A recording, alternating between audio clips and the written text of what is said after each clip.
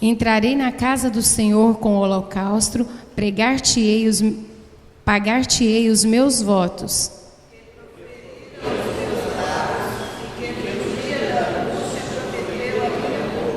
Oferecer-te-ei holocausto de vítimas cevadas, com aroma de carneiro, e molarei novilhos com cabritos.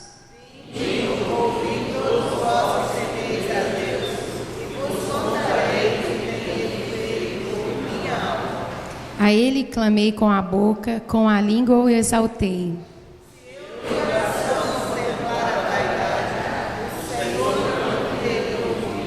Entretanto, Deus me tem ouvido e tem me atendido à voz da oração.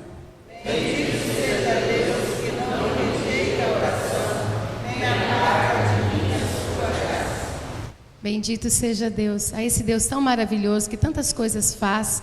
Quando a gente lê a palavra do Senhor e vê quão grande é o nosso Deus, nas coisas que a gente às vezes nem percebe a ação dele, como ele é digno de nosso louvor, né? Só ele merece. Então nós vamos ficar de pé e nós vamos adorar a Deus agora, com salmos, com hinos e com o nosso coração, né? Então vamos adorar a Deus.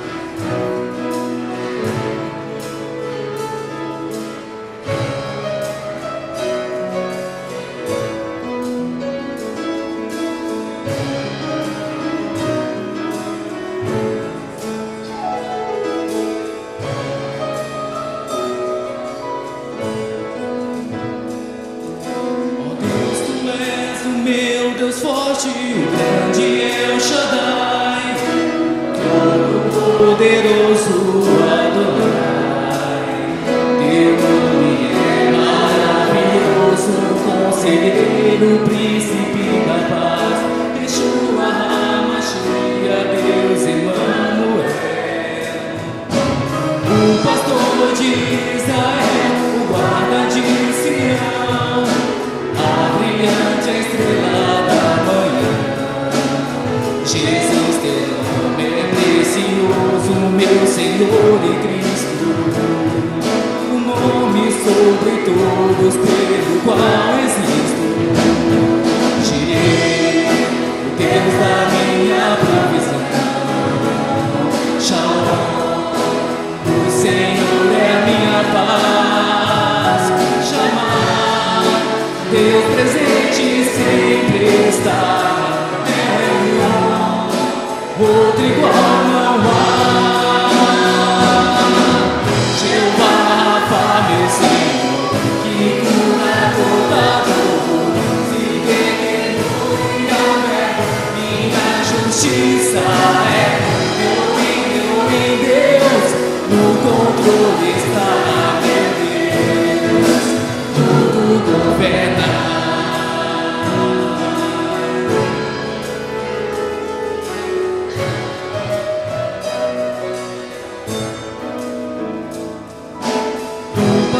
De Israel, guarda de Sião, a brilhante estrela da manhã.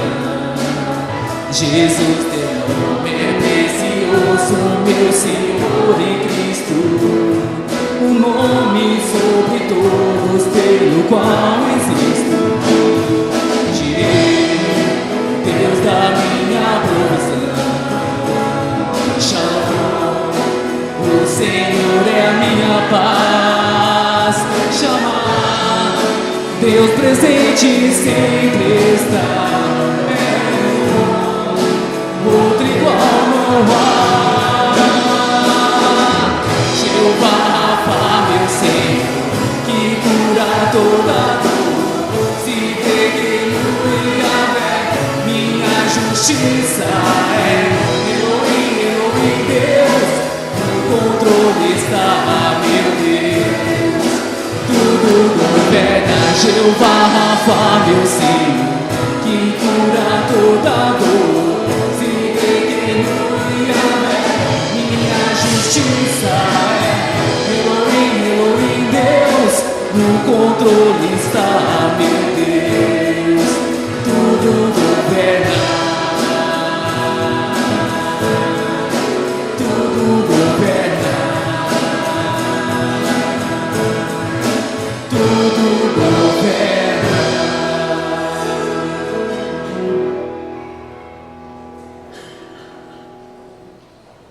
Senhor, Pai, obrigado, Deus, porque o Senhor é soberano, Pai. Sabemos que o Senhor tudo governa, Deus. Mas diante disso, Pai, nós queremos entregar a nossa vida diante do Senhor, Pai, e pedir para que o Senhor venha governar a nossa vida, Pai, de maneira pessoal, Pai, de maneira onde nós possamos nos relacionar, Pai, de uma maneira onde nós possamos ter uma intimidade contigo, Deus, de maneira onde a gente possa se dispor a ser moldado pelo Senhor, a ser transformado pelo Senhor, de uma maneira onde o Senhor venha transformar a nossa mente, de maneira onde o Senhor possa transformar as nossas opiniões, Pai, e firmar a nossa vida cada vez mais e mais em Cristo Jesus, Deus. Por isso eu peço, Deus, venha governar a nossa vida, venha governar esta igreja, Pai. Venha nos governar, Pai, como o corpo que nós somos e como Tu, Senhor Jesus, que é a cabeça, Deus. Por isso, Pai, que nós possamos estar preparados, dispostos à disposição do Senhor, Deus, para a Tua obra, Senhor, para negar nós mesmos muitas vezes, Senhor, para nos humilhar muitas vezes, para reconhecer os nossos erros, Pai.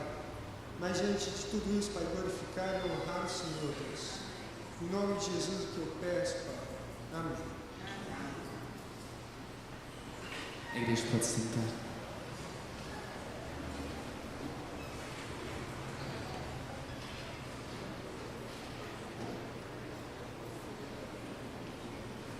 Meus irmãos, bom dia a todos. Espero que tenham tido uma noite boa de descanso, para no dia do Senhor estar alegre, forte, né, para estudar a nossa escola dominical, chegar assim disposto. Isso é muito bom. O pastor de Israel, o guarda de Sião, que linda expressão, não é? Jesus é o supremo pastor das nossas almas, e é isso que nos alegra e que nos fortalece. Abra sua Bíblia na primeira epístola de João, capítulo 2. Os irmãos que chegam na igreja um pouquinho antes do horário da escola dominical, acaba tendo um tempo de dar uma olhada no boletim da igreja, assim, mais à vontade, né? E vocês podem ver que o boletim da igreja está trazendo assim muitas instruções para nosso mês de maio, né? Nós estamos aí com uma forte agenda de trabalho para o mês de maio. Tem aí no boletim, só para você ver rapidamente, alguns cursos que a igreja está oferecendo. Ainda faltou aqui o CRAU, né, que é aquele de finanças, mas você pode fazer as inscrições na secretaria da igreja. Primeiros Passos, o Casados para Sempre e o do CRAU. Tem a convocação da Assembleia da Igreja, está ordinária, mas é extraordinária, para o dia 9 de junho. Mas o que eu quero chegar mesmo aqui é na nossa programação do mês de maio. A nossa programação do mês de maio começa na próxima semana com o quê? Fala um de cada vez, está perturbando aí, né? O silêncio. Hein? O congresso, o seminário do Jaime Kemp. E hoje eu vou dar um foco aqui na nossa pastoral, nesse seminário do Jaime Kemp, né? Estão esperançosos aí. Eu falei para os nossos jovens que eu não conheço nenhum jovem que fez o seminário do Jaime Kemp que não arranjou um casamento. Então, incentivou bastante, né, na participação do seminário do Jaime Kemp. Tinha até umas irmãs mais assim, querendo participar também. Eu falei, não, é só para os jovens, né? Mas vamos começar aí com essa programação com o Jaime Kemp. Nós vamos tratá-la daqui a pouco. Durante o mês de maio, que é o aniversário da igreja, é também o mês da família. Então, nós vamos ter o sábado solidário, e eu espero que vocês já estejam se inscrevendo para o sábado solidário lá na congregação Vista Alegre. Esse sábado solidário é um momento muito bom para nós estarmos prestando um trabalho social ali no bairro da Vista Alegre, na nossa congregação. Está tudo sendo preparado, organizado, e é maravilhoso ver a igreja ali em trabalho nesse sábado solidário que temos feito todo ano. Vai ser dia 11, esteja atento, olhe o boletim, faça a sua inscrição, e mesmo que você não esteja trabalhando o dia todo, dê uma passadinha lá no sábado solidário, né? Só que estão me pedindo que o corte de cabelo não é para nós, os membros, vai ser só para o povo lá da congregação. Me atrapalhou que eu estava deixando meu cabelo crescer, esperando o sábado solidário, né? Mas tudo bem. Vai ser aí dia 11. Depois nós vamos ter a programação voltada à família, ao Dia do Jovem Presbiteriano, será comemorado, e encerrando o mês com aquela programação especial que depois vocês chegam ali do pátio, que vocês vão ver aqui banner, né? E vocês vão ver ali o Abelardo, o reverendo Abelardo, já esteve aqui na igreja nos 60 anos da igreja, é aquele ex-padre que hoje é pastor da nossa igreja, pertence ao presbitério de Rio Claro, e ele vai estar conosco aqui neste último fim de semana. Então os irmãos estejam atentos aí, a programação está toda no boletim, mas ainda tem dois aspectos aqui. Tem uma palavra de agradecimento aí do seminarista Tony César, aquelas doações que a igreja mandou para ele, E durante o mês de maio, os nossos cultos de domingo à noite, que já são transmitidos pelo nosso sistema online de TV, a rede interna aqui pela internet, nós vamos também transmitir os cultos pela TV a cabo aqui de Dourados, a TV Gran Dourados, canal 6. Não sirva de motivação para ninguém ficar em casa assistindo na televisão o culto, né? É para aquelas famílias que não são da igreja poderem também assistir, acompanhar conosco os nossos cultos de domingo à noite, tá bom? Vamos ler aí 1 de João, capítulo 2, versos 12 a 14. Todo mundo achou aí? Nós vamos falar aqui sobre esses jovens fortes, não é? Filhinhos, acharam aí? Quero que todo mundo acompanhe. Eu vou fazer a leitura, mas quero que todos acompanhem. 1 de João, capítulo 2, versos 12 e 14. Filhinhos, eu vos escrevo, porque os vossos pecados são perdoados por causa do seu nome. Pais, eu vos escrevo, porque conheceis aquele que existe desde o princípio. Jovens, eu vos escrevo, porque tendes vencido o maligno. Filhinhos, eu vos escrevi, porque conheceis o Pai. Pais, eu vos escrevi, porque conheceis aquele que existe desde o princípio. Jovens, eu vos escrevi, porque sois fortes, e a palavra de Deus permanece em vós, e tendes vencido o maligno. Essa expressão de João é um encorajamento para todo jovem cristão, para todos os pais, para todos os jovens, para todos os nossos filhos, para as nossas famílias, de uma forma muito geral e muito especial. Irmãos, nós estamos preparando aí, com muito entusiasmo, para o próximo fim de semana, este seminário com o pastor Jaime Kemp. Ano passado nós tivemos aqui na mesma data e ocasião um seminário também com o pastor Jaime Kemp, voltado à família num contexto geral.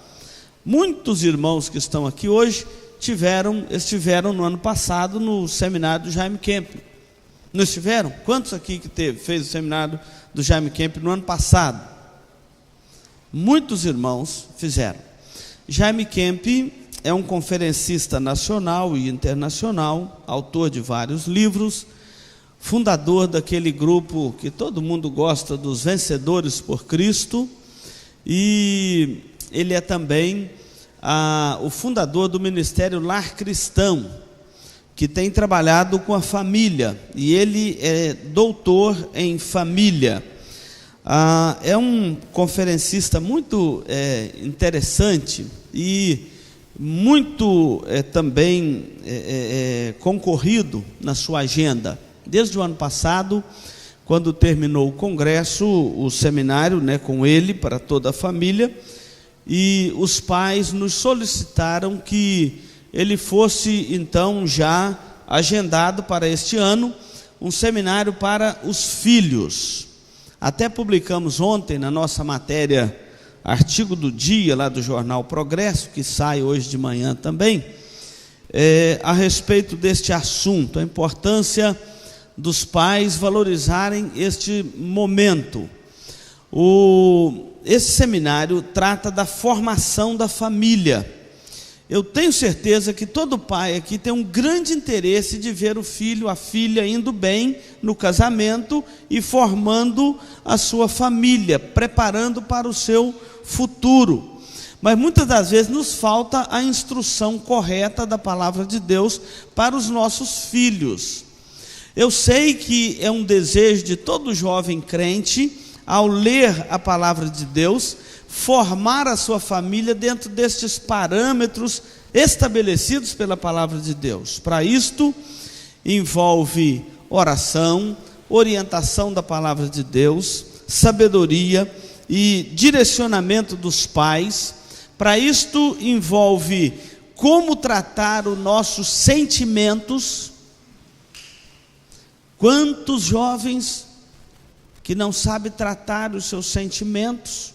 Alguns se tornam promíscuos, outros se tornam secularizados, outros vão para um casamento já todo destruído emocionalmente, tentar reconstruir dos pedaços uma família. Então eu queria dizer aos pais nesta manhã e aos filhos que nos ouvem: quando a igreja promove um evento como este, ela está visando o bem da sua casa, da sua família, dos seus filhos. Nós queremos ver famílias sendo formadas dentro dos critérios da palavra de Deus, jovens que saibam viver a castidade da juventude. O sonho nosso é que os nossos jovens casem virgens, tanto os homens quanto as meninas, os rapazes quanto as meninas, que saibam levar para o casamento a alegria da vida santa, e não levar para o casamento já os pedaços sentimentais que sobraram no seu interior. Este seminário é para orientar em todas as áreas da nossa juventude.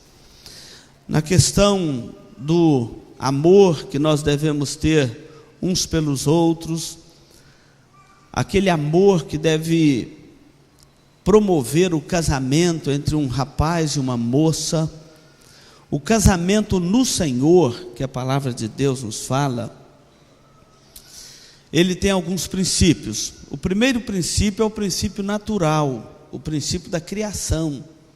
Qual que é o princípio natural, o princípio da criação para o casamento? O casamento é entre um homem e uma mulher. Por isso deixa o homem, pai e mãe, e se une à sua mulher, tornando-se os dois uma só carne. Esse é o princípio natural da criação. Casamento de homem com homem, de mulher com mulher, nunca será casamento.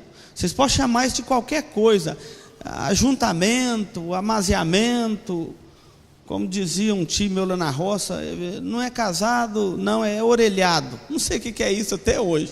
Você pode chamar de orelhado, do que você quiser, mas de casamento, você tenha paciência. Casamento gay, isso não existe. Isso é uma falácia. Não existe casamento gay, não existe casamento de pessoas do mesmo sexo. Você chama isso de qualquer coisa, menos de casamento. Casamento, segundo um princípio da criação, é um homem e uma mulher. Esse é o casamento no Senhor, já começa pelo princípio da criação. Depois Paulo vai falar que o casamento no Senhor implica também em não colocarmos em julgo desigual com os incrédulos. É outro assunto bastante razoável para os nossos jovens cristãos pensarem muito bem. A palavra de Deus é revelada. Então, quando Pedro diz aqui, João diz aqui: jovens, eu vos escrevi porque sois fortes e tendes vencido o maligno, tem muita coisa para vocês vencerem. Jeremias, lá no livro das Lamentações, ele diz: bom é para o jovem suportar o jugo da sua mocidade. Assente-se solitário e fique em silêncio, porquanto este jugo Deus o colocou sobre ele. É bom para o jovem suportar o jugo da sua mocidade, não jogar a vida pela janela na juventude. Muitos pais são liberais demais, liberais no namoro dos filhos, liberais na hora de orientar os filhos na escolha de um namorado, de uma namorada, liberais na orientação espiritual dos filhos. Os filhos fazem o que quer dentro de casa, debaixo do nariz de pai e mãe, e os pais cristãos acham que estão dando o melhor para os filhos, estão dando o pior para os filhos. Esses filhos precisam de resistir o diabo, e se não estão resistindo o secularismo, não vão resistir o diabo nunca. Não estão conseguindo resistir o secularismo, vai resistir o diabo? Nunca. Então, eu queria assim despertar o coração da família. Nós estamos oferecendo excelente oportunidade como igreja para a formação dos nossos jovens. Nós já estamos com mais de 200 jovens inscritos aqui da nossa igreja, das igrejas do nosso presbitério, das igrejas de Dourados, tanto presbiterianas como de outras igrejas. O nosso alvo é chegar aos 350 inscritos. E além dos jovens, nós abrimos inscrições para os coordenadores da mocidade, para os casais de apoio da mocidade, da UPA e dos juniores. Abrimos também 50 inscrições, é o que cabe lá na galeria, e vão assistir lá da galeria, para os pais que têm filhos nessa idade, que às vezes precisam de orientar o filho e falta instrução. Então vai ser também um seminário para pais que têm filhos adolescentes, filhos jovens, de como orientar na formação da família. Vamos fazer isso, irmãos, vamos aproveitar esse tempo, né? E os pais que quiserem escrever, se inscrevam, mas já saibam, vão assistir lá da galeria, porque aqui embaixo nós vamos deixar para os jovens. Além disto, jovens acima de 14 anos, e quem completa 13 este ano, também pode se inscrever. Além disto, nós estamos aqui com a equipe de trabalho, quem completa 14 este ano, quem tem 13 e completa 14 este ano, obrigado. Então pode se inscrever. Além disso, nós estamos com a grande comissão de trabalho, desde equipe de apoio, terão livros, o Jaime Kemp vai trazer livros de sua autoria e de autoria do Ministério Lar Cristão. Serão vendidos livros ali no salão da igreja, e no sábado à noite vai ter um grande momento aqui após a palestra, ali na quadra. Serão colocados ali barraquinhas com doces, salgados e um som ambiente, para a gente promover um ambiente ali para os jovens ficarem um pouco mais juntos, conversar, bater um papo, né? Fazer um lanche, em vez de lanchar na rua, vão lanchar aqui mesmo. É claro que tem custo, a mocidade e a UPA estão organizando isso com o apoio de uma equipe muito especial aí da igreja, porque os adultos vão trabalhar para os jovens e adolescentes assistirem o seminário. Não quer nenhum jovem trabalhando, nem lá na multimídia, nem lá no data show. Quero os jovens aqui, sentados, acompanhando, anotando. Tem material didático, tem apostila, né? Tem livro. Vai estar acompanhando, anotando, prestando atenção. E nós adultos vamos estar trabalhando por vocês. Então nós queremos um momento assim muito especial na vida da igreja. Pais, valorizem isto. Jovens e adolescentes, valorizem isto. Os noivos, eu já disse, será a aula introdutória do nosso curso de noivos, que vai começar aí em seguida, tá certo? Inclusive, ele está trazendo os livros para mim do curso de noivos. Então, os irmãos estejam atentos, vamos investir na família, vamos investir na formação das futuras famílias da igreja, para a glória de Deus e para o bem-estar da igreja, para o bem-estar das nossas famílias. Pais, eu vos escrevi porque vocês conhecem aquele que existe desde o princípio. E jovens, eu vos escrevi porque vocês são fortes, a palavra de Deus permanece em vós e tendes vencido o maligno. Que Deus abençoe cada um dos jovens aqui, cada uma das nossas famílias. E já deixo aqui falado para o Edesildo, que nós estamos contando com aquelas fotos, tá, Edesildo? Sexta à noite e sábado à tarde, domingo pela manhã, aqui, tá bom? Você não precisa ficar o tempo todo, mas o tempo que você puder, você tira as fotos para nós, inclusive da programação ali atrás no sábado à noite. Vamos orar? Curva a sua cabeça. Aliás, Glaucio, eu posso orar pelos aniversariantes de uma vez? Posso? Vamos convidar aqui os aniversariantes da semana, que nós já vamos orar por eles. A Rosa Maria está aniversariando hoje. Cadê a Rosa Maria? Eu já vi a Rosa Maria aqui hoje. Vem aqui, Rosa Maria, por favor, né? Nós vamos orar com os aniversariantes. Cristiane Renovato, cadê a Cris? A Roseli, está ali a Roseli.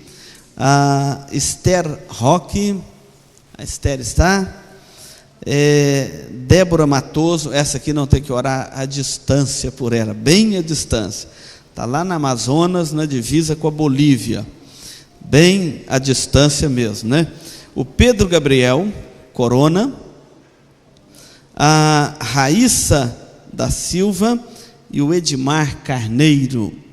Estão aí. Vamos orar com esses. Tem mais algum aniversariante que por acaso foi esquecido aqui no boletim? Não tem? Se tiver, pode vir aqui, ou algum desse chamado, pode vir também aqui algum familiar que estiver presente. Vamos ficar todos de pé, irmãos.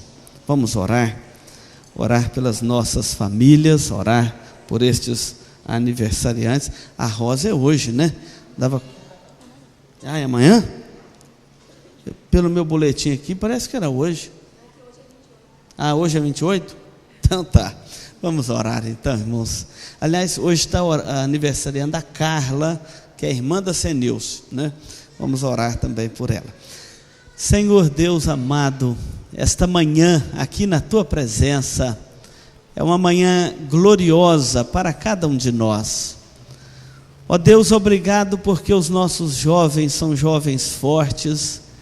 A palavra do Senhor tem permanecido em seus corações e eles têm vencido o maligno.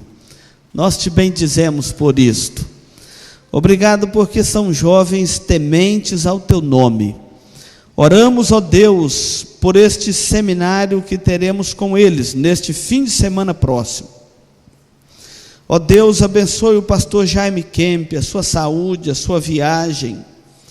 O Senhor conhece as suas necessidades, as suas fragilidades humanas. Por isto o colocamos nas tuas mãos. Oramos para que ele venha em paz ao nosso meio e que ele seja instrumento da tua graça nas mãos do Senhor para a edificação da tua igreja, para a orientação de nossos adolescentes e jovens na formação da família, para a orientação de pais que aqui estarão recebendo instruções do Senhor de como orientar os seus filhos para o bem da família, para que eles sejam felizes nos seus casamentos. Deus, colocamos esta programação diante do Senhor, rogando sobre ela a tua bênção, o teu cuidado, e que haja edificação, que haja conversão, que haja conserto de vida, restauração, e acima de tudo o ensino que há de orientar os nossos jovens a permanecerem santos na tua presença. Deus, nós oramos também pelos aniversariantes que estão aqui à frente. Visita cada um com a tua graça, com o teu favor. Obrigado pela vida deles. São vidas preciosas aos teus olhos. São vidas, ó Deus, que o Senhor tem abençoado, que o Senhor tem nutrido a fé, a esperança, o amor, tem custeado as suas vidas material, espiritual. Por isso nós oramos com gratidão pela vida deles. Pedimos que a bênção do Senhor permaneça sobre eles e que cresça mais e mais a tua graça em seus corações. Oramos também pela Carla, que está aniversariando hoje, que ela receba os cuidados do Senhor e que o Senhor mesmo trabalhe a graça salvadora no seu coração. Assim nós oramos pela tua igreja e pedimos o fortalecimento do Senhor na vida de cada um de nós. Fazemos isto no nome de Jesus. Amém, Senhor. Amém. A igreja pode sentar. Os aniversariantes, espera aí que nós vamos abraçar todo mundo.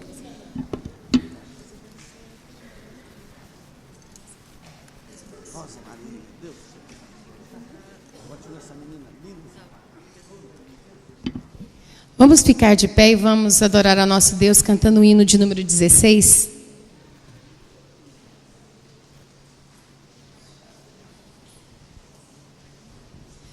Gostaria de estar convidando todas as irmãs que pudessem estar trabalhando conosco no trabalho da SAF. A nossa reunião plenária é hoje às 5h30 da tarde.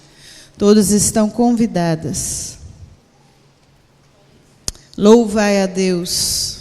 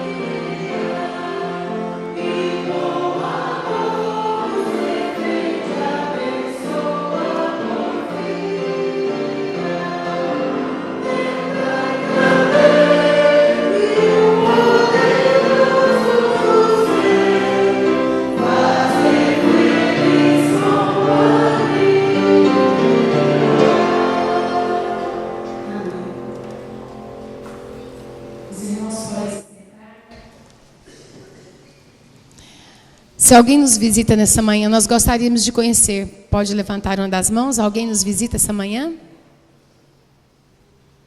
Não? O pastor já passou bastante informação, é que maio é realmente um mês cheio. E aí nós precisamos estar atentos, porque a gente precisa fazer algumas alterações em algumas programações nossas. Então, no próximo sábado, nós não teremos aqui no sábado à tarde programação com a UCP e com a UPJ, por conta do encontro com Jaime Kemp. No outro, que é dia 11, sábados seguidos, é o sábado solidário. Porém, as nossas programações acontecerão aqui no sábado à tarde normalmente. Então, quem vai trabalhar vai estar lá, né, no sábado solidário. Uma outra equipe vai estar aqui trabalhando com os pré-adolescentes e com as crianças. Nesse sábado, nós teremos aqui um dia festivo, onde o pessoal da UPJ vai estar fazendo homenagem às suas mães. Por isso, vamos estar todos atentos. Se tiver dúvidas, vocês estão postando no Face todas as informações. Então, estejamos atentos para que os nossos filhos e toda a nossa família estejam participando de todas as coisas que têm sido feitas e elaborado para elas. Hoje, os adolescentes podem ir para a sua sala, os jovens... 9 e 10, só a sala da Olinda que vai funcionar no salão, e a da Jéssica vai ali para o canto da quadra. O restante... A Beatriz está? Está ali a Beatriz. A Beatriz iniciou domingo passado mais uma sala de primeiros passos. Então, se você tem interesse, ela está ali desde domingo passado, já começou o curso, e você pode ver com ela como fica a aula que você perdeu no domingo passado. Então, se você tem interesse, ou se você tem alguém que você sabe que está com vontade de fazer, na escola dominical já começamos a nossa aula de primeiros passos. Que Deus nos abençoe. Bom dia.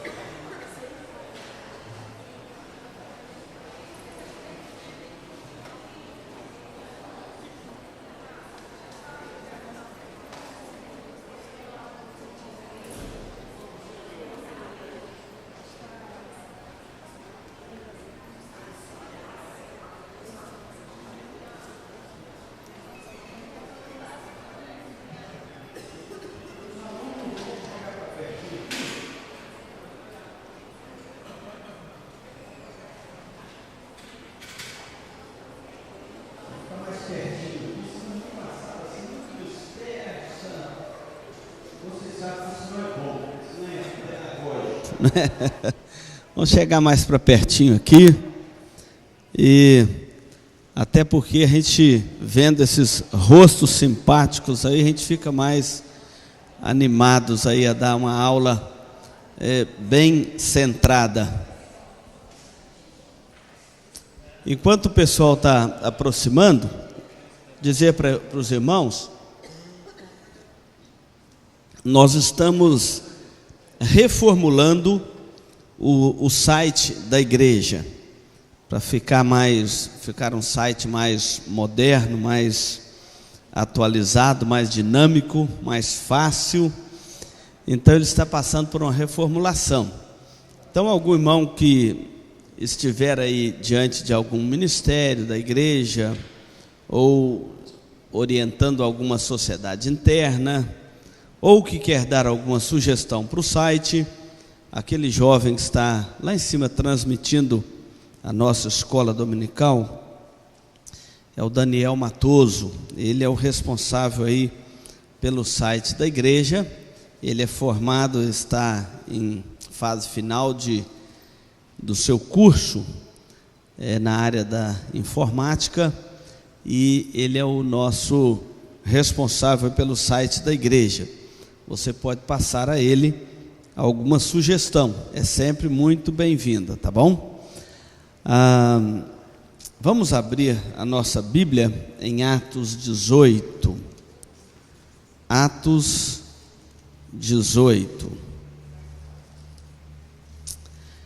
Hoje nós vamos estudar um assunto muito importante. Estão perguntando se ainda tem revista. Alguém pode olhar para nós? Já conseguiu uma aí? Opa, tá joia. A nossa visitante está com revista? Está com revista? Tá não? Alguém providencia uma revista para nossa visitante. Suelma, isto. Obrigado, filha. É o estudo de número 4, tá bom? Estudo de número 4. Irmãos, esses estudos têm sido muito bons, muito proveitosos para a nossa vida.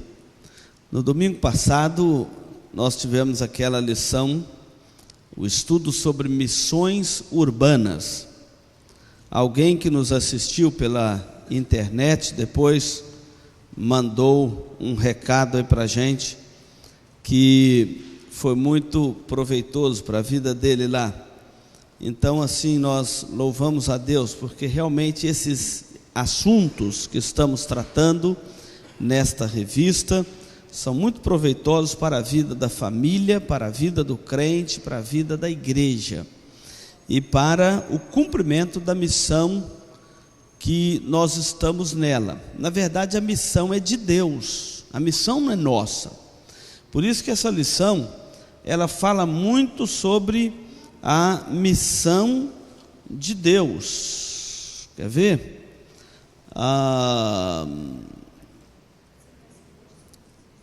Aqui, ó, na página 16, olha aí, no estudo de hoje, página 16,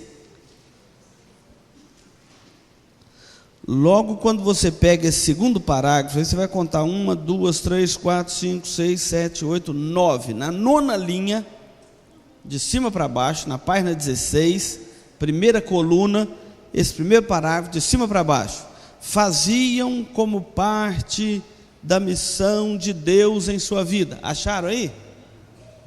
Lê essa frase aí, dá uma lidinha nela.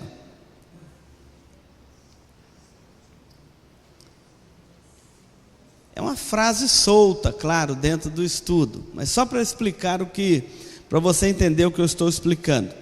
A missão sempre foi a missão de Deus. A missão não é nossa. A missão da igreja, a missão é a missão de Deus. Ou seja, Deus está em missão. O Deus da Bíblia é um Deus missionário. Ele está o tempo todo em missão. Quando ele fala de missão, a gente só pensa na ação missionária de sair pregando o evangelho. Mas aqui é a missão de Deus. Deus está o tempo todo em missão. Jesus falou: meu Pai trabalha até agora e eu trabalho também. Ou seja, Deus está o tempo todo em missão. A missão é a missão de Deus. Ele nos convida a fazer parte da missão dele. E é uma grande sabedoria nossa fazer parte da missão de Deus. Porque a missão de Deus vai continuar. Mesmo que você falar, eu não vou fazer, Ele vai levantar outro para fazer. Ele vai continuar fazendo a sua missão. 4. Lição de número 4. E agora vocês prestem atenção aqui. Então, a missão é a missão de Deus. Então nós somos chamados a compor essa missão, fazer parte da missão de Deus. Se você pegar uma chave bíblica, faz isso uma hora, e pega no Novo Testamento a palavra cooperadores. Essa palavrinha, cooperadores. Pega uma chave bíblica e olha, ou uma concordância bíblica, e olha essa palavrinha chamada cooperadores.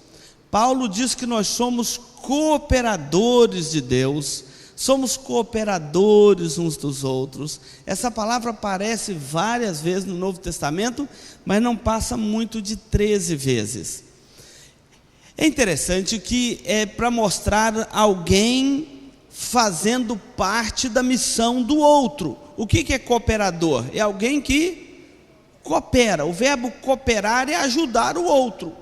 A missão não é minha, é do outro, eu estou só cooperando.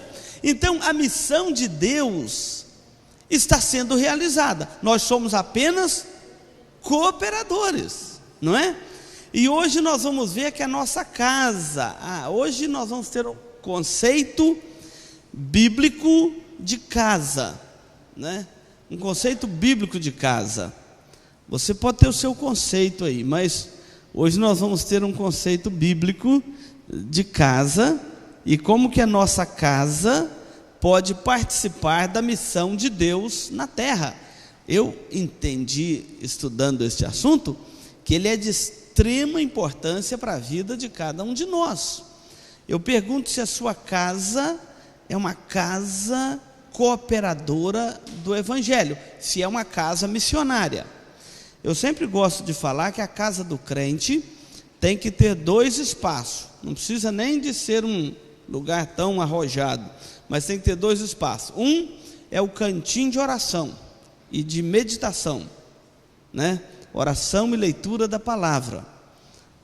Estou construindo lá, fiz questão que entrasse no projeto meu cantinho de oração e de leitura da palavra, né? Lá vão ficar os meus livros, vão ser minha biblioteca também. Mas, não é, Jobim? Tem lá o cantinho. E do outro lado, é um cômodo que não pode faltar na sua casa, e na casa de todo crente, é o quartinho do profeta. Lembra aquela sulamita que construiu na casa dela um quartinho para o profeta? Não pode faltar na casa da gente, viu, parecido? O quartinho do profeta. Tem que ter lá o quartinho do profeta, para você poder hospedar o profeta quando ele passar, não é verdade? Então, não tem que ser um lugar sofisticado, mas o quartinho do profeta tem que ter lá, para quando precisar de hospedar. Nós vamos aprender algumas coisas disto hoje aqui na nossa lição. Vamos ler Atos 18, os versículos 24 a 28. Na lição está 27, mas é até o 28. Atos 18, 24 a 28. Vamos fazer uma leitura congregacional bonita, todo mundo lendo junto, sem correria.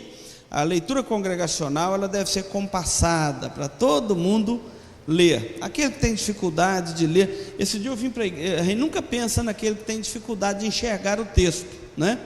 Esses dias eu vim para a reunião de oração de manhã sem meu óculos.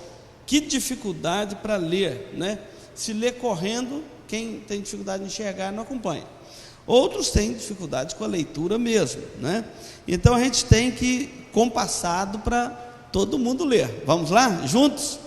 Nesse meio tempo, chegou a Éfeso um judeu, natural de Alexandria, chamado Apolo, homem eloquente e poderoso nas Escrituras.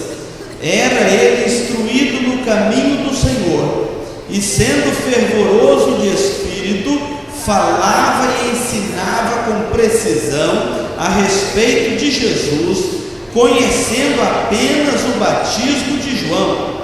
Ele, pois, começou a falar ousadamente na sinagoga. Ouvindo, porém, Priscila e Áquila, tomaram-no consigo e com mais exatidão lhe expuseram o caminho de Deus. Querendo ele percorrer a Acaia, animaram-no os irmãos e escreveram aos discípulos para o receberem. Tendo chegado, auxiliou muito aqueles que, mediante a graça, haviam crido, porque com grande poder convencia publicamente os judeus, provando por meio das Escrituras que o Cristo é Jesus. Essa leitura é muito bonita, né? Trata da terceira viagem missionária de Paulo, e o capítulo 19 começa dizendo que, enquanto Apolo estava em Corinto, Paulo apressou e chegou às regiões de Éfeso para ver como estava o trabalho de Deus ali. Olha na sua lição, a introdução, primeiro parágrafo da lição. Eu quero destacar uma coisa aqui que mexe com o sentimento de todos nós. Fala assim: casa, está até entre aspas aí, porque vai trazer um conceito muito mais amplo do que apenas o nosso endereço, a nossa residência. Casa é uma palavra muito importante na experiência humana, é ou não é? As pessoas lutam tanto para adquirir a casinha dele, não é? Sacrifica para construir, ou tem que ir lá na Caixa fazer um financiamento, trazer um catalão assim de 300 prestações para ir pagando, né? Ao longo de 20 e poucos anos, 30, quanto, Juliano? 240 prestações, né? São, em média, aí, quantos anos? 25 anos, 20 anos, mas está bom ter a sua casa. Aliás, quem paga aluguel devia fazer isso, porque é uma forma de você estar investindo num patrimônio, né? E vai ter o patrimônio. Então, a casa, a gente luta tanto em torno da casa porque é o lugar de abrigar a família. Não é tanto pelo patrimônio, é para você ter um local para abrigar a sua família. Ela nos remete à família, ou o quê? A falta dela, né? A casa mexe muito com o sentimento da gente, porque remete a gente à família ou à falta da família. Cria em todos nós os mais saudosos e às vezes contraditórios sentimentos. É lá que nós passamos os nossos mais aprofundados sentimentos. Achei muito interessante esse dia num grupo familiar. Então aí alguns irmãos que estavam lá conosco naquele grupo familiar, e alguns falando da difícil relacionamento às vezes com o pai, com a mãe, né? E no final, uma jovem que estava ali conosco falou assim, com aquele nó na garganta, né? Dizendo o seguinte: eu vejo vocês reclamando aí do relacionamento com o pai, com a mãe, e fico até invejoso de vocês. O duro mesmo é a minha vida, minha história, que não tinha pai nem mãe, nem para ter esse sentimento que vocês estão tendo aí, né? E a gente às vezes nem para pensar nisso, né? Fica carregando as coisas assim no coração da gente, de pai, de mãe. Meu pai era muito bruto, minha mãe era muito nervosa, mas esquece que tem outros que falam assim: eu queria ter um pai nervoso, bruto, ou uma mãe nervosa, né? E não tive. Então a gente fica muito sem referência. A casa é uma referência, seja para sentimentos bons ou ruins. Não restam dúvidas de que a casa está sempre carregada de significados. Quando eu estava fazendo o meu curso de pós-graduação, em filosofia moderna e contemporânea. Foi uma experiência muito interessante quando nós fomos estudar uma matéria chamada essa referência, esse significado, porque hoje a filosofia estuda muito a estética, né? Por que as pessoas vão pela aparência? E então, uma das coisas que eu achei muito interessante foi quando eu aprendi a diferença entre espaço e lugar. Parece que é a mesma coisa, né? Espaço e lugar não é a mesma coisa, doutor Maranhão. Tem uma diferença enorme. Vamos dizer que esses dias eu fui com o Arnaldo lá na cidade natal do Arnaldo, não muito longe aqui de Dourados. Como é que chama lá, Zelito? Hein? Bocajá. Alguém aqui conhece Bocajá? Terra natal do Arnaldo, né? O Arnaldo, ele insiste que a terra natal dele é aqui, ó, depois do trevo aqui, perto de Vila Vargas, né? Mas me falaram que a infância dele foi lá em Bocajá. É ou não é, Arnaldo? A infância foi lá em Bocajá. Então, de repente, você vai com o Arnaldo lá no Bocajá, e ele, na volta, deixou o asfalto, passou por uma estradinha de chão, e me mostrou uma casinha assim, lá no meio do pasto. Aquela casinha meio abandonada lá no meio do pasto. E falava assim: ó, pastor, ali morava uma família assim, amiga dos meus pais, tal.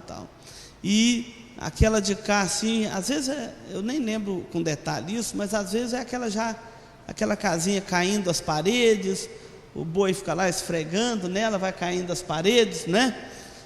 Sobrou um esqueleto lá, um pedaço, falou, ali, ó, aquela casinha lá, a gente morava ali, eu passei minha infância. Todo mundo deve ter uma história meio parecida com essa aí, né? Ou então a casinha não caiu, tá aí num bairro de Dourados, assim, aqui, ó, vivi aqui, passei minha infância. Esse dia a Lenice estava me mostrando onde é a imobiliária Continental, que ela morava ali, era a casa dos missionários, ela morava ali. Então passei minha infância, corri aqui nessa rua, né? Então, voltando lá na história do Arnaldo, para ilustrar, para mim aquilo era só um espaço, e por sinal muito esquisito, casa caindo nos pedaços, né? O telhado já tinha riado, aquela coisa meio assim, né? Para mim aquilo era só um espaço, para ele era um lugar. Por quê? Porque quando ele olha para aquele lugarzinho lá, tem uma história atrás. Ele vai lembrar do pai, mas a mãe dele ainda novos, né? Ele em casa, com os irmãos, correndo ali, vai lembrar da história que foi pegar o frango para a mãe matar para o almoço, e o cachorro correu, o frango caiu dentro da lagoa, não tem? Então, tem toda uma história por trás daquilo. Para mim é só um espaço, Paulinho, mais um espaço. Para ele é um lugar carregado de sentimentos, de emoções, não é? Carregado de história, de lembranças. Vai lembrar daqueles momentos alegres, que foi visitado pela família, que teve uma festa, um aniversário, um casamento, minha irmã casou ali, meu tio, tá? Vai lembrar também daqueles momentos tristes, passados ali, daquele castigo, né? Aham.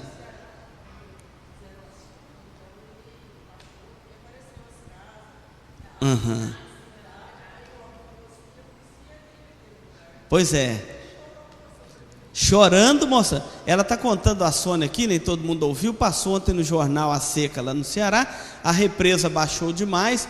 Então, as casas que tinham sido inundadas ficaram visíveis. E um senhor lá mostrando ali, era a minha casinha ali, né? Ainda tinha os escombros dela lá. E chorando, mostrando, contando as histórias. Então, a diferença de espaço para lugar é isto.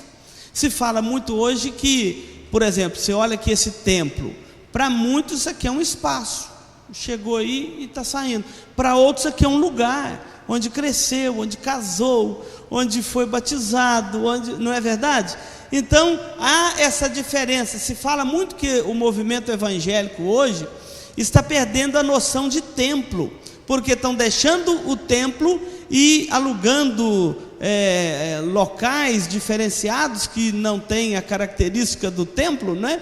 E alugando espaços, era cinema, era supermercados, era loja, indústria que quebrou, enfim. Então está deixando o templo pelo espaço. Então nós temos que entender que há uma diferença entre lugar e espaço, né? Então quando vamos tratar aqui do assunto casa, nós já vamos trabalhar com este sentimento. Então não é apenas a casa, é um abrigo. É esta a ideia aqui. A casa de Áquila e Priscila era uma casa comum, como todas nossas. Tinha ali atividades domésticas, o preparo do alimento, crianças entrando e saindo, correndo, jovens, etc. Mas foi aquela casa que hospedou Paulo. Esta casa hospedou também Apolo. E esta casa hospedou também a igreja. É interessante isto.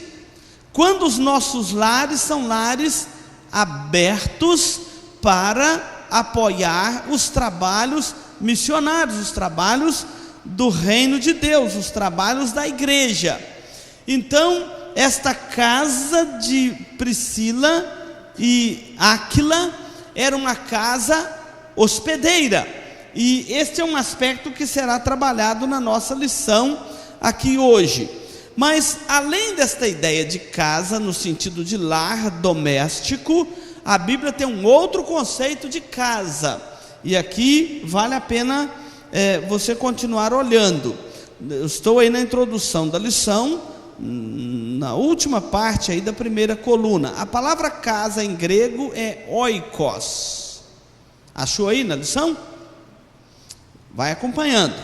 A palavra casa em grego é a palavra oikos, que tem um significado assim bastante amplo, mas às vezes também se refere à casa de Deus. A casa de Deus. Moisés, o conceito em Moisés e o conceito em Cristo são diferentes. Moisés, no sentido teológico, ele vai falar que a Bíblia registra em Hebreus 3 que Moisés foi fiel em toda a casa de Deus. Mas não tinha templo na época de Moisés. A casa de Deus tinha lá com Moisés o significado da nação de Israel. A construção da casa de Deus, no sentido da construção de um povo, de uma família, família de Abraão. A casa de Deus ali, a família de Abraão. Alguns podem falar, não pastor, tem aqui uma referência ao tabernáculo que eles construíram lá no deserto. Não deixa de ter, mas a primeira linguagem aqui é uma linguagem genérica para se descrever a casa de Abraão. Depois vai falar que Cristo é maior do que Moisés. Na verdade, Moisés estava construindo a casa de Deus, no sentido de preparando os tempos para a vinda de Cristo.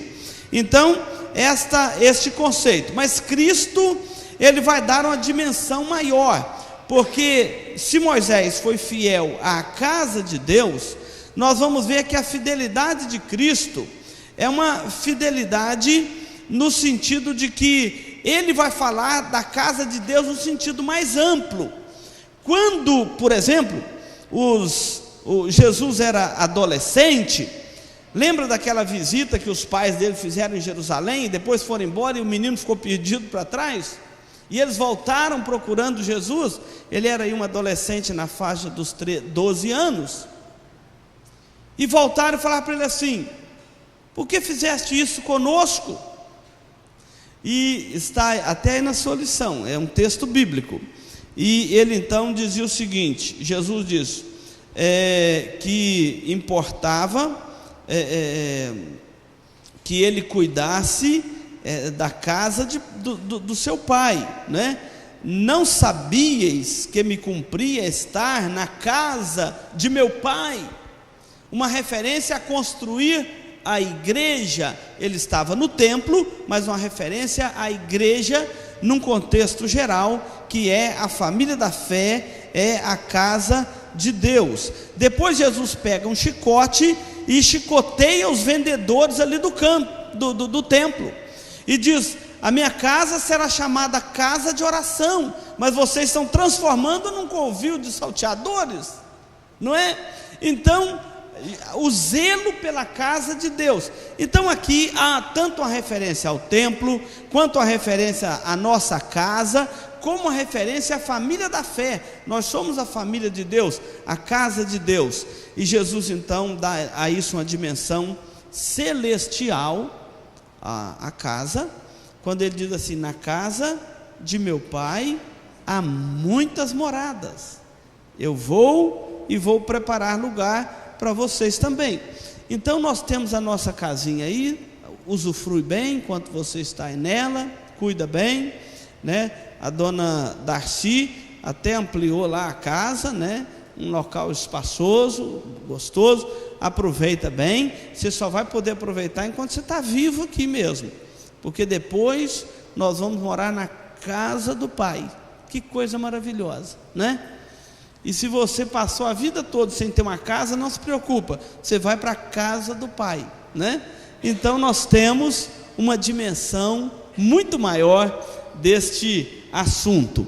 Acontece que, ao olhar de uma forma assim, nós lendo o Novo Testamento, nós começamos a ver que a igreja no primeiro século não tinha templo desta forma. Às vezes ela reunia onde? Ela reunia nos lares dos crentes, nos lares, nas casas. Na própria lição aí, Paulo faz referência à casa de Lídia e à igreja que existia e que congregava na sua casa, a casa de Priscila e Áquila, que também tinha a igreja congregava na sua casa, e a casa de Filemon, e a igreja que está na sua casa. Então, a igreja se hospedou no primeiro século no lar dos crentes. Alguém que tinha uma varanda maior ou um terraço, levava a igreja para fazer suas reuniões ali, né? Então, a igreja hospedou muitas vezes na casa dos crentes, e ali criou um ambiente agradável e acolhedor. O texto que nós vimos aqui, diz a palavra de Deus que Apolo chegou na cidade de Éfeso, e em chegando ali, encontrou este casal, que é Áquila e Priscila. Quem foi este Apolo? Eu até trouxe aqui um dicionário, porque é interessante você conhecer a figura deste Apolo. Apolo, a palavra no grego dá a ideia de Apolônios, né? Conhecido. Ele era o pregador zeloso e culto, um pregador talentoso na igreja primitiva. Segundo o texto bíblico, ele era um judeu, natural de Alexandria. Por que a Bíblia faz, e Lucas, zeloso, registra que este homem é natural de Alexandria? Destaca como um homem culto, um homem que dominava a lei de Deus, o Antigo Testamento, um homem eloquente, culto e natural de Alexandria. O que quer trazer para a nossa mente quando fala que ele é natural de Alexandria? O que é Alexandria?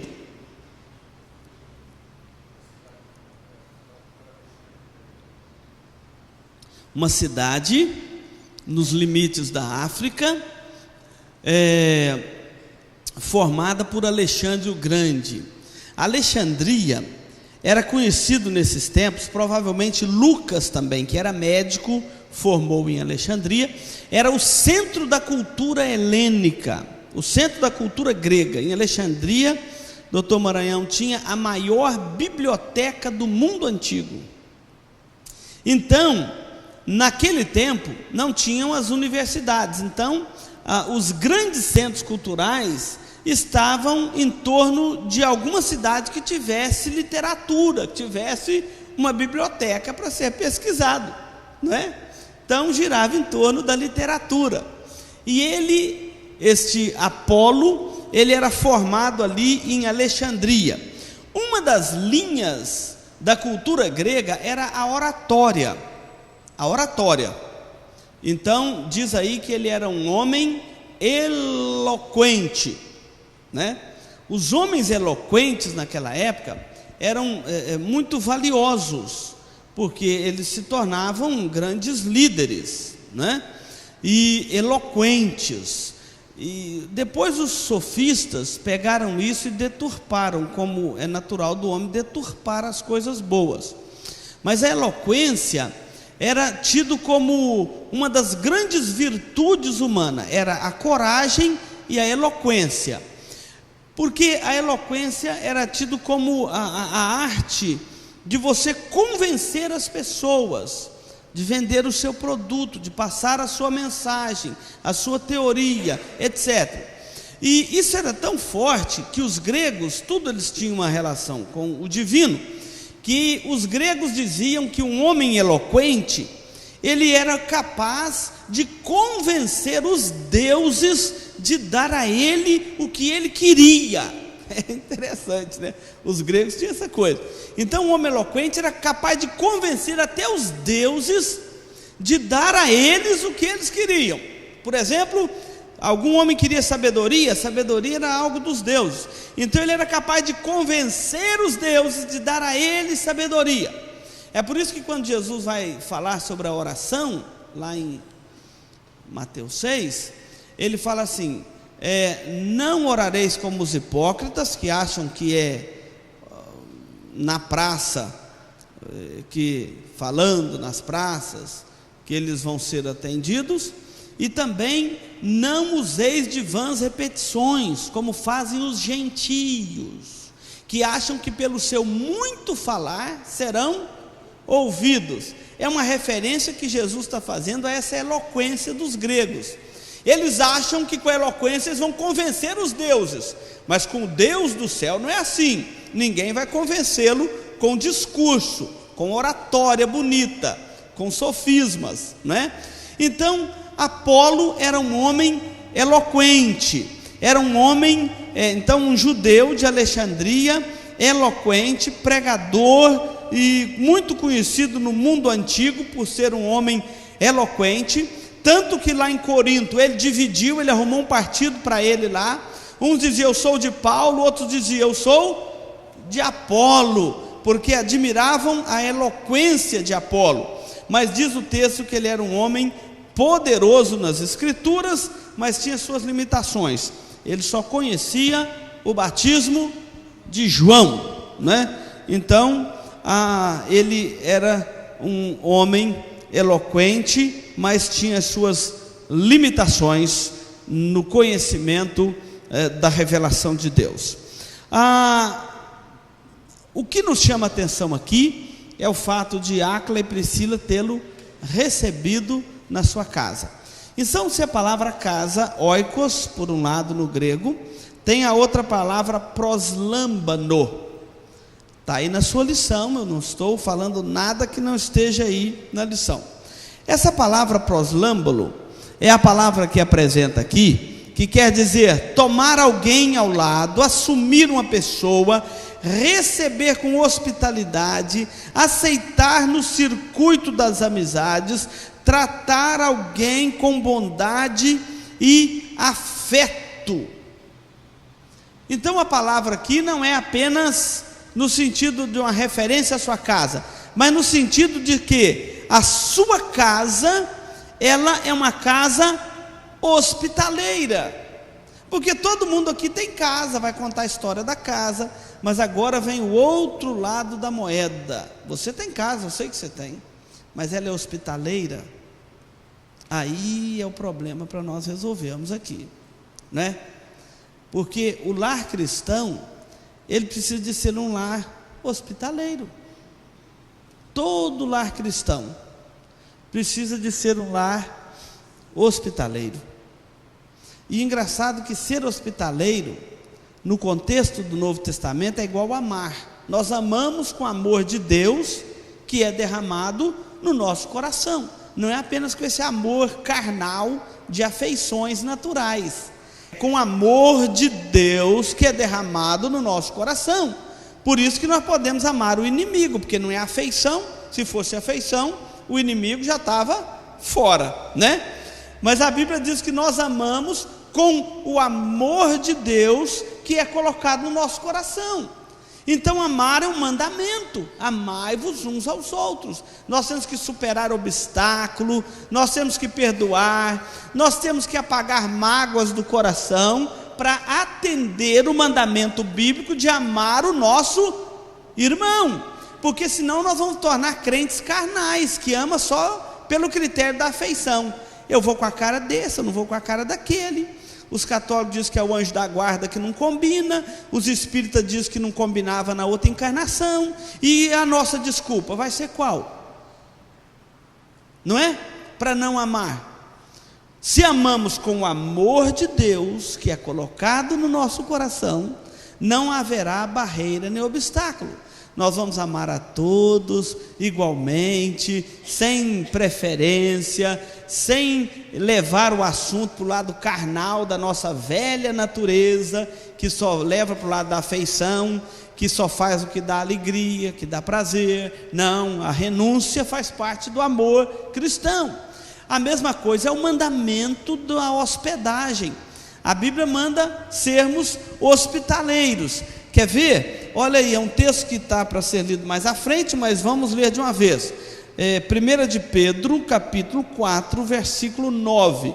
Todo mundo abre aí, para ninguém achar que nós estamos falando coisa que não está na Bíblia.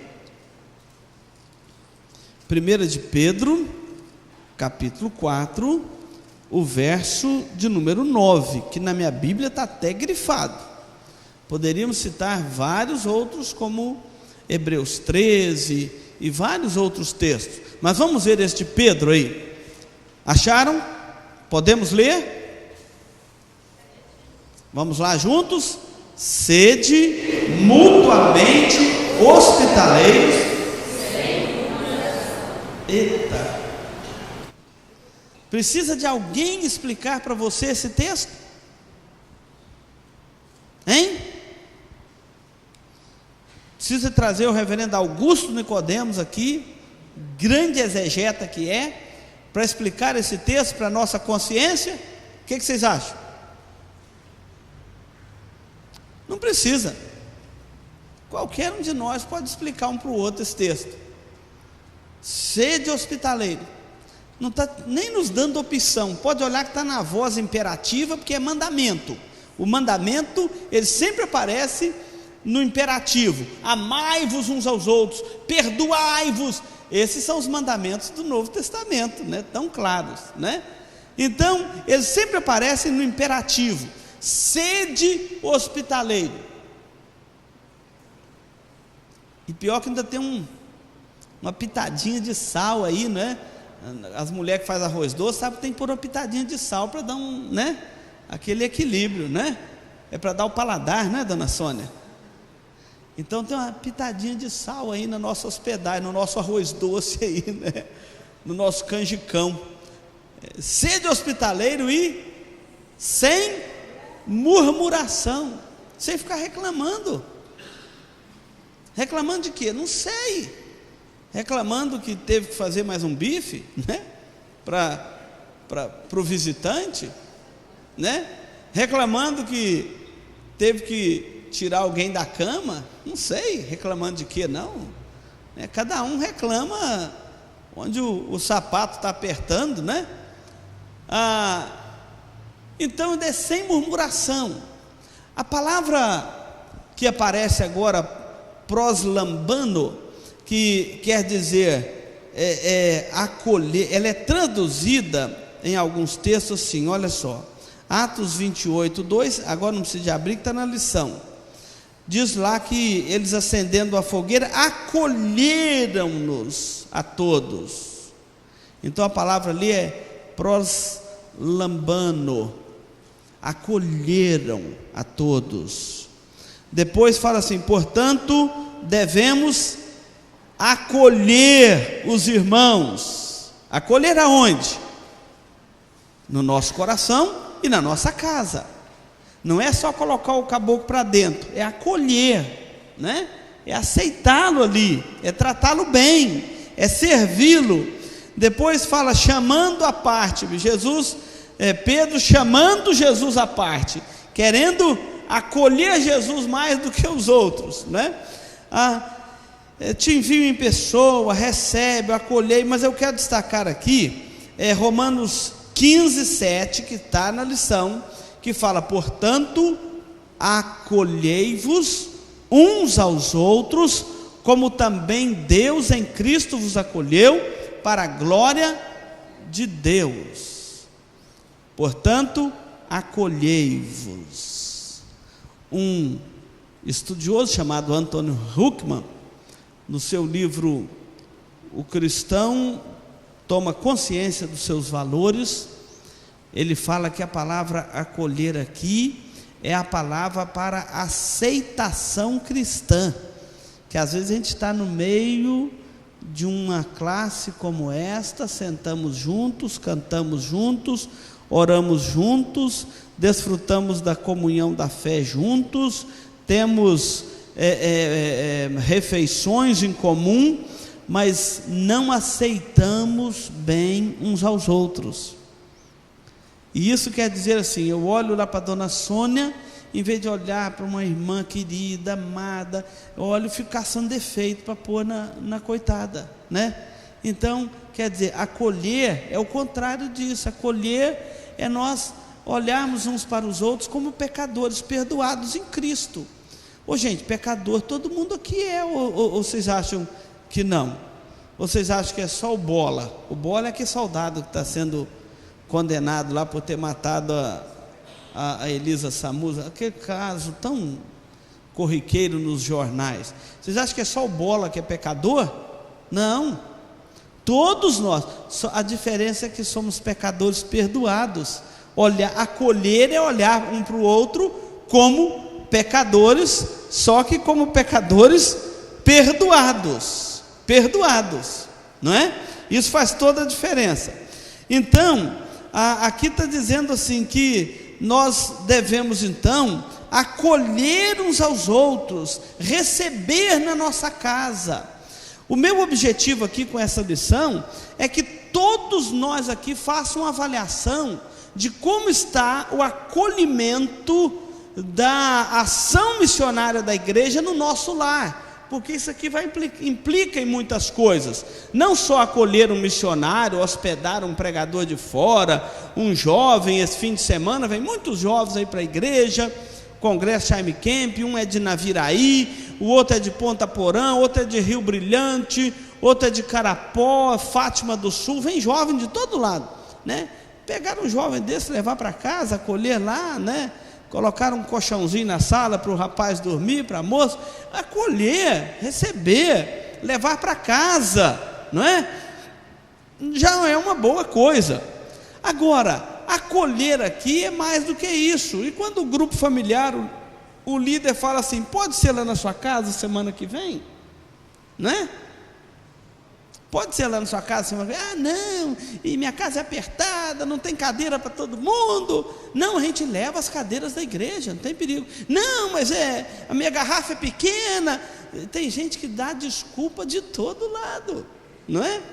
Não sabe o que pode fazer no quintal, debaixo de uma árvore, que não tem obrigação nenhuma de servir banquete em grupo familiar, servir lanche. Se quiser dar um cafezinho, uma água, se quiser fazer uma confraternização, fica à vontade, mas não tem que fazer disso obrigatório, senão nem todo mundo vai querer ou poder hospedar. Então, lares acolhedores. Vamos ver alguns aspectos do lar aqui de Áquila e Priscila, para a gente aprender com eles. O primeiro ponto fala que ouvindo, porém, Priscila e Áquila, ouvindo. Essa descrição que nós vamos ler aqui a respeito de Apolo, já fala que Apolo não era um homem muito difícil de chamar pessoas para ouvi-lo. Quando a pessoa fala com eloquência, todo mundo quer ouvir o que ele está falando e tal. E naquele tempo que a eloquência era a coisa assim mais sublime que tinha, onde tinha um homem eloquente, todo mundo ia para lá. Os crentes de Corinto ficaram empolgados com Apolo, não é por causa do conteúdo da mensagem dele, mas por causa da eloquência com a qual ele falava. Então não era difícil. Mas aqui fala que Priscila e Áquila ouviram atentamente, não é? E Áquila e Priscila, Áquila e Priscila ouviram Apolo. Mas enquanto eles ouviam Apolo, eles perceberam que Apolo só tinha conhecimento de quê? Do batismo de João. Só do batismo de João. Se o batismo de João aconteceu por volta do ano 26, 27, Apolo, coitado, estava com uns 30 anos de atraso na mensagem dele. Coitado, retrocedeu os 30 anos. Então, Áquila e Priscila ouviram atentamente, mesmo vendo que ele estava atrasado no seu contexto da revelação bíblica. Além do batismo de João, já tinha passado o ministério de Jesus, a sua morte, a sua ressurreição, e o batismo com o Espírito Santo. Aí, o Espírito já tinha descido sobre a igreja, mas o Apolo era eloquente nos caminhos do Senhor, mas conheciam apenas o batismo de João. Então diz aqui que o casal viu a necessidade de orientar com mais exatidão aquele pregador e falar mais do caminho de Deus. Então demonstraram atenção, sensibilidade, os rumos da vida, do ministério daquele jovem. Eles passaram a orientar aquele jovem. Irmãos, isso é muito interessante. Eu fico triste quando eu vejo na igreja umas coisas assim. Isso acontece aqui em Dourados também, lá em Minas também. As pessoas querem saber assim, quem vai pregar hoje à noite? É o fulano, então não vou não. Não gosto daquele pastor. Não gosto da pregação dele. Pouca disposição de ouvir. Você traz um pregador aqui na igreja, se ele for um homem eloquente que fala, todo mundo ouve. Mas se ele for aquele mestre mais didático, né, que não fala talvez com aquela eloquência, pode ter um conteúdo profundo. Diz que o sangue latino gosta mais da eloquência do que do conteúdo. Aqui pregador é bom, faz a gente chorar. Mas o que você aprendeu? Nada. Mas tá bom, chorou, tá bom. Aquele preletor é muito bom, tem um conteúdo profundo. Não, achei ele muito metódico, cansativo. Isso é falta de maturidade espiritual da gente. Existe um livro chamado Pregue a Palavra, que faz uma relação disso. Fala que Getúlio Vargas era um orador muito bom. Eu não conheci, que eu nasci um pouco depois, mas alguém aí deve ter conhecido. Diz que era um orador muito bom, Getúlio Vargas. E uma certa feita, num comício político, num palanque, ele, empolgado ali no seu discurso, ele disse assim, está registrado nesse livro: meus adversários estão dizendo que eu vou roubar de vocês. Mas quem vocês preferem que os roube? Eu ou os americanos? Aí todo mundo gritava: você.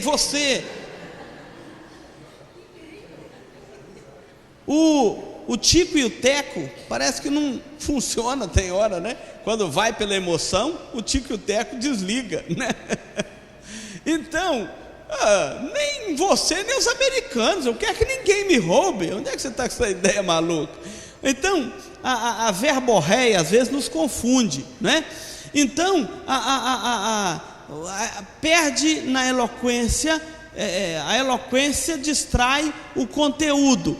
Uma das coisas boas da igreja, da maturidade da igreja, é quando ela sabe ouvir o pregador, ela sabe meditar, ela sabe peneirar.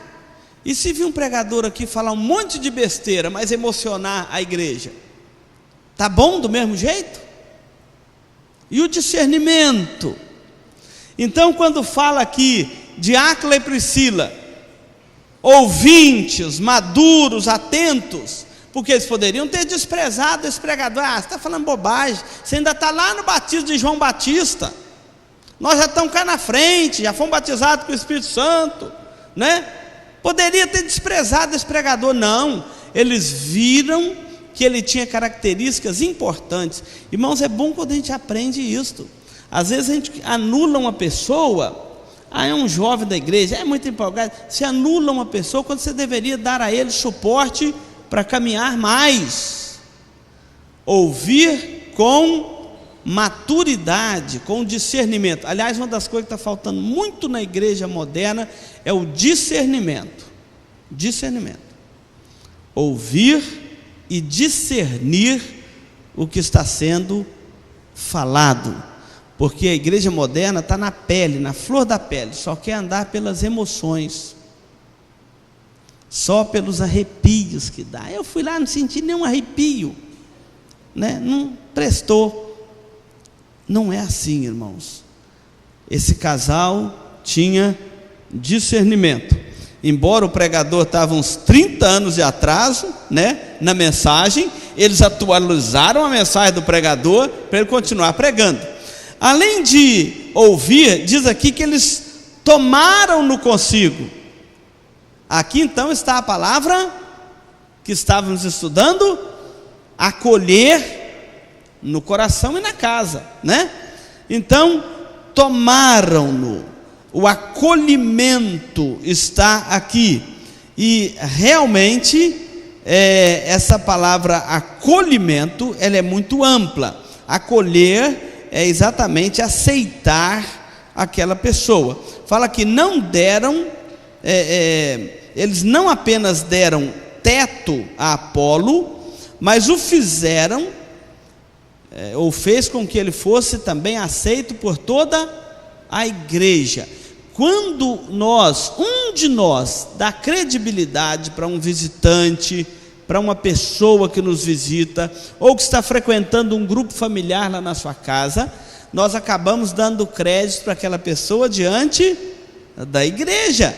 Nós damos credibilidade para aquela pessoa diante da igreja. É o que Áquila e Priscila, como líderes, estão fazendo aqui. Então eles acolhem na sua casa. Vamos ler 3 de Pedro, versículo 8. Eu achei tão bonito esse texto. 3ª epístola de João, desculpa. Falei Pedro, né? É João. Pedro só escreveu 2. É João. 3 João, versículo 8. Acharam aí? Vamos ler? Portanto, devemos acolher esses irmãos para nos tornarmos, olha aí, cooperadores da verdade. Vamos acolher esses irmãos para nós também nos tornarmos cooperadores da verdade. Houve um tempo que os crentes não iam na igreja por afeição a quem estava pregando ou falando, ao gosto do dia, ao cardápio, ao service que seria dado lá na igreja. Eles iam com a mentalidade assim: não, eu estou meio cansado assim, mas vamos lá para cooperar com o trabalho. Vocês já ouviram essa expressão? Não, vão lá para cooperar com o trabalho. Paulino, no tempo que seu pai, reverendo Jacó, era pastor aqui da igreja, da região, os crentes falavam assim: nós vamos lá para cooperar com o trabalho. Não era essa a versão?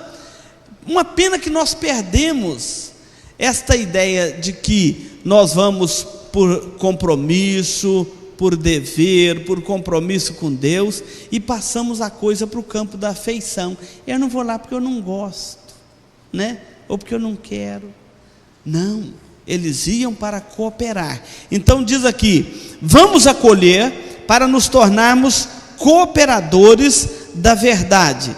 Então é um ministério significativo para cada igreja, para cada família da igreja. um acolhimento afetuoso, um acolhimento bondoso, e que o nosso lar se torna um lar aberto para apoiar os trabalhos. Diz aqui que não se sabe quem era ao certo a função de Áquila e Priscila, mas eles não eram pastores, não eram apóstolos, não eram missionários, eles eram apenas cooperadores. Era apenas um lar cristão que cooperava com o trabalho da igreja e com o crescimento espiritual. Eles faziam tendas, mas acima de tudo eles faziam parte da missão de Deus. Eles eram cooperadores. Então, a pergunta aqui é o seguinte: vocês acham que nós também podemos fazer isto? O que vocês acham? Hein? Podemos ou não podemos? Irmãos, é tão bom a igreja hospitaleira. A nossa igreja aqui é uma igreja bastante hospitaleira. Eu não estou aqui fazendo críticas às famílias da igreja, muito pelo contrário. A igreja aqui é uma igreja muito hospitaleira.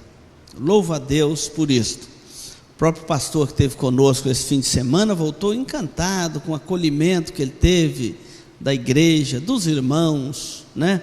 É uma igreja muito hospitaleira. As pessoas têm prazer de levar um visitante, um pregador, um pastor para suas casas, servi-los bem, né? E tenho encontrado aqui uma igreja muito hospitaleira. Um estudo como este é para incentivar cada família da igreja a ser assim, não só hospitaleiro para hospedar quem vem de fora, mas também hospitaleira para um parente. Tio, eu preciso de estudar em Dourados, tem jeito de ficar na sua casa? Não tem né? Então, hospitaleira, a Sônia eu sei que hospeda um sobrinho lá, tem outros aqui que hospedam familiares, não é? Então, não é tão bom quando seu filho sai para estudar fora e que alguma família acolhe ele lá? Os estudantes que estudam aqui em Dourados, a gente tem aí um sistema de apadrinhamento. Muitas famílias levam o estudante para casa. Tem dia que o estudante fica assim: onde eu vou almoçar hoje, no domingo? Leva para casa. Gente, não tem que ter banquete. Um arroz com ovo lá já resolve o problema, não é? Mas leva, acolhe. Não fica criando barreiras para hospedar alguém. Meu pai, ele sempre nos ensinou, está ali o Jobim, não me deixa mentir, a ser hospitaleiro. Minha mãe passava uma vergonha esse dia com ele, que ele fala assim: ô Joaci, pega lá aquela mandioquinha frita que sobrou do almoço, põe aqui na mesa para a pessoa tomar o café. A mãe ficava morrendo de vergonha, as mulheres sabem disso, né? Fica morrendo de vergonha, né? Mas era a forma, assim, da pessoa se sentir bem na casa da gente. Fala assim: a gente se sente tão bem aqui na casa do social, a gente sente assim à vontade, né? Por causa esses gestos simples.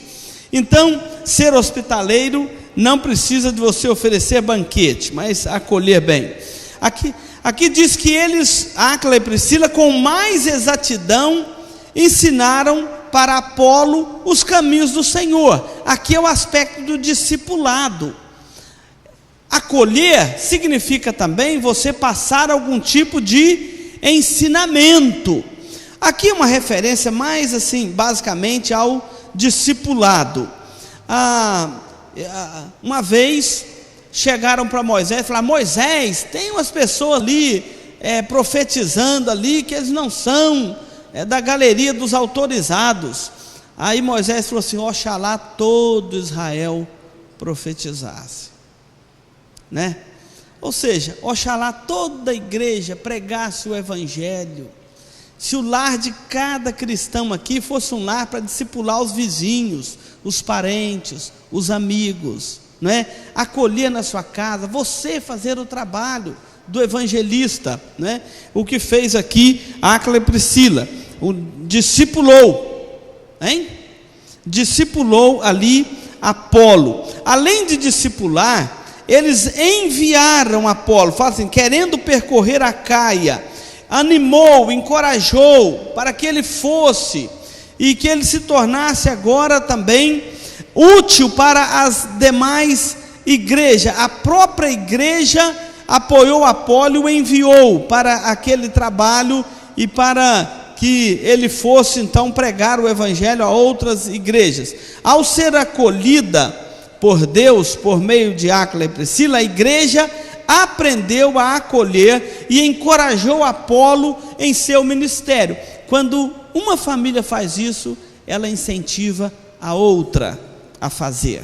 Então, aqui eu quero voltar a lembrar os irmãos, os grupos familiares da igreja, eles se reúnem de casa em casa, mas você tem o boletim da igreja na sua mão, você pode usar esse boletim da igreja para fazer estudo bíblico com seu vizinho, sabia disso? Com um parente que está na sua casa, ou que vai na sua casa. Ah, fulano, eu estou muito triste, você vai na igreja, ora para... Ora sim, nós vamos levar seu nome, vamos orar por você, mas eu queria também estudar um pouco a palavra de Deus com você. Pode usar o estudo do que sai publicado no boletim, para estudar a palavra de Deus com a pessoa, fazer ali um discipulado. E diz aqui que tendo chegado, auxiliou muito, ele foi enviado e chegando lá, auxiliou muito aqueles que mediante a graça haviam crido, provando por meio das escrituras que o Cristo é Jesus. Agora ele não conhece apenas o batismo de João, agora também ele conhece o evangelho, ele conhece a Cristo, ele conhece a ação de Cristo na igreja. Eu quero concluir aqui com essas duas expressões que aparecem nesse ponto quinto. Primeiro, missão é uma ação que faz o quê? Edifica. Tem a ver com lar? Tem a ver com casa? Edifica. Tem a ver? Tem. A Bíblia fala lá em Provérbios que a mulher sábia edifica a sua casa, mas a insensata o que ela faz? Com as próprias mãos. Derruba a casa com as próprias mãos. Nós somos várias famílias aqui na igreja. Nós podemos usar a nossa família para edificar esta igreja, ou podemos usar a nossa família para atrapalhar, derrubar o que está sendo feito na vida desta igreja. Eu acho isso muito interessante.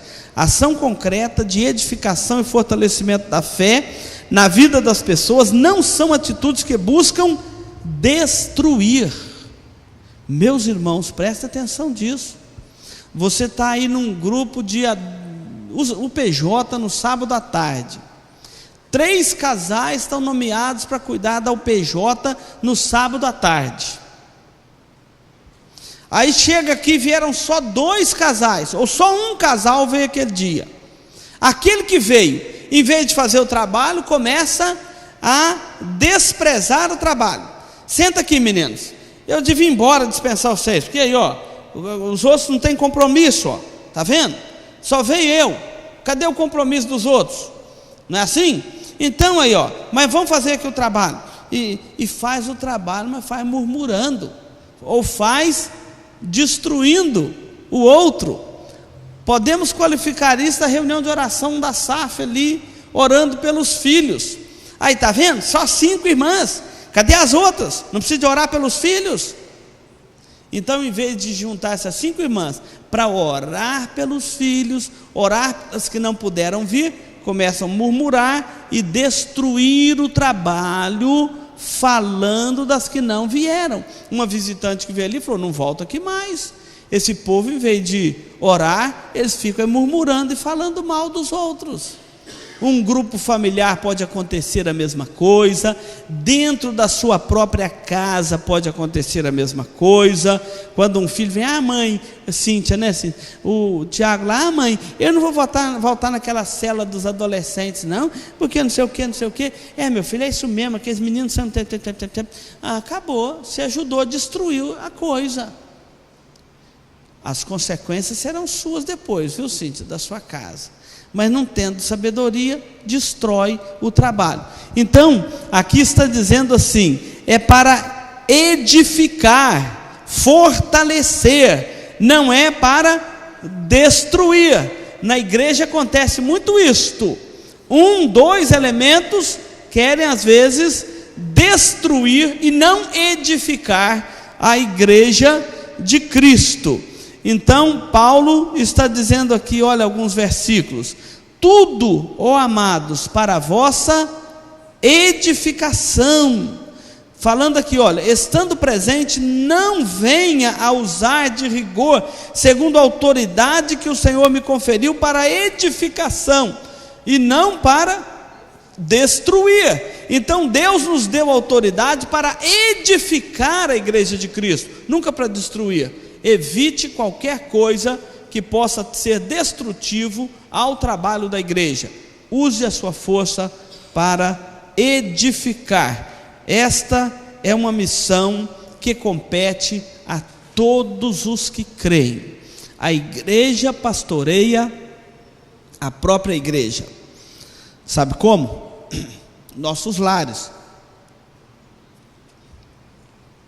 Se cada pai de família aqui, se cada mãe de família aqui zelar pela vida espiritual do seu lar, você está nos ajudando a zelar pela vida espiritual de toda a igreja, correto? Então nós fomos chamados para edificar e não para destruir, e a missão é uma ação que proclama. Então nós podemos ver que os nossos lares devem ser um espaço de proclamação do Evangelho. Se o nosso lar não é um lar missionário, ele acaba se tornando um campo missionário, né? Ou ele é um lar missionário, ou ele se torna um campo missionário. Então a visão que nós estamos vendo aqui, o conceito de casa, é uma missão estratégica e é também um investimento financeiro para a reprodução eclesiástica. Nossa casa deve ser também a nossa missão, a missão que se faz em casa. Acolher com bondade, com hospitalidade, é fundamental na proclamação do Evangelho de Cristo.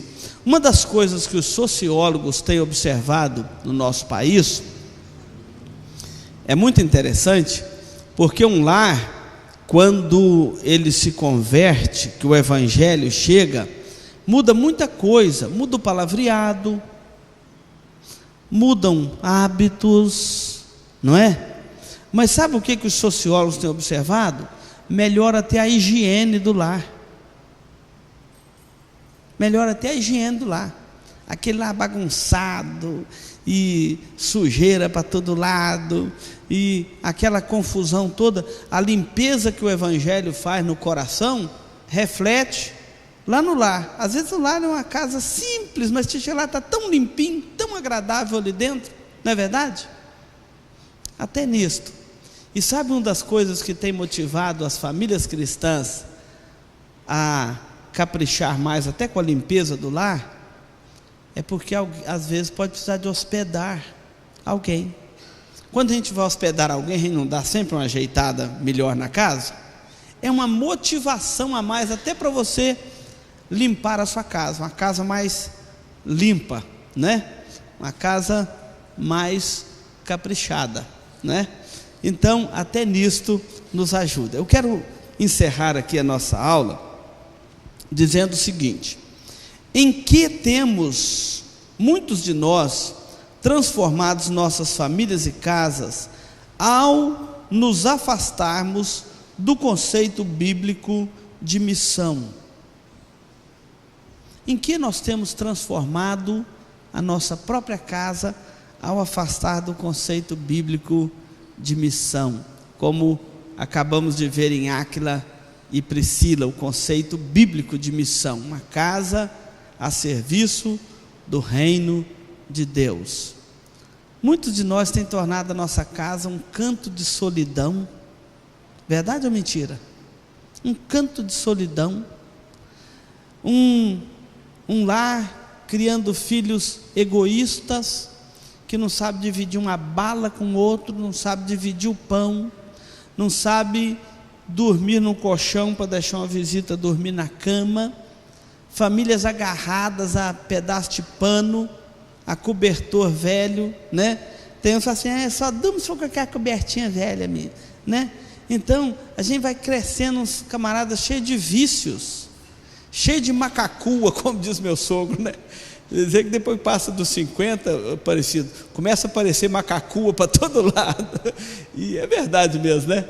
Então, olha só, se o lar for com essa visão missionária, se tornam lares mais altruístas, mais alegres, mais amplos, não é? Com a visão mais ampla, acolhedora, coisa boa. Ontem mesmo eu estava ouvindo um diácono aqui da igreja falar isso. Ele falou, pastor, antes de eu converter, e está aí, é o Nelvo, ele falou, antes de eu converter, meu lar era uma coisa assim, muito egoísta, a gente não gostava que ninguém entrasse no nosso lar, pessoa estranha então, entrava, a gente ficava todo mundo assim, seguro, entrava uma pessoa estranha dentro da casa, aí parece que ele ia roubar alguma coisa, ficava todo mundo inseguro, e assim, né, tirava o ambiente do lar, parece que ficava todo mundo sem teto, né, desconcertado, doido que a pessoa fosse embora logo, né?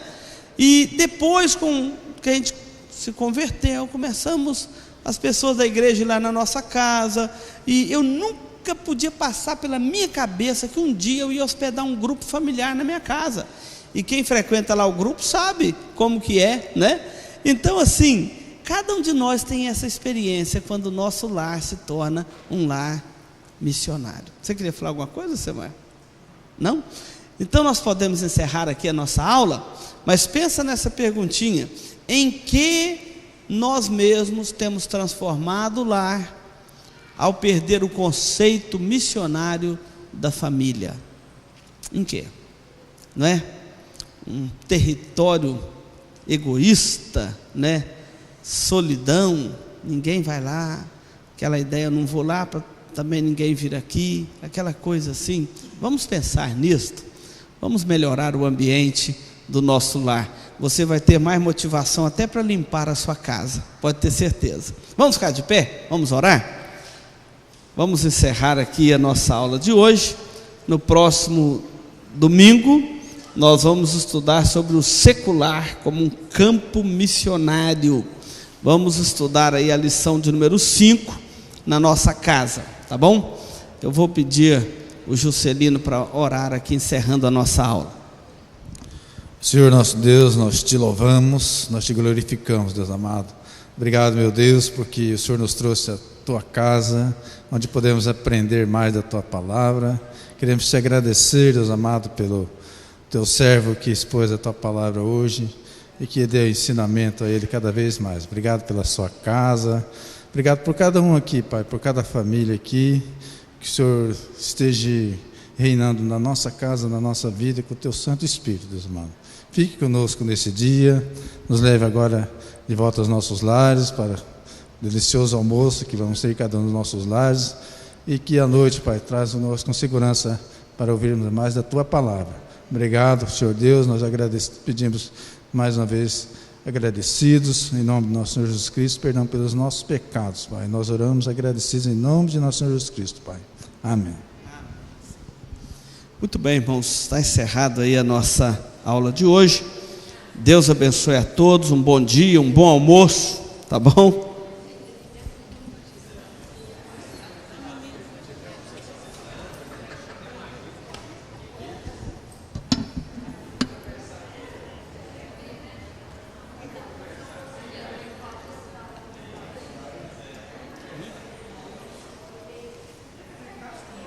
Isso. Vamos levar os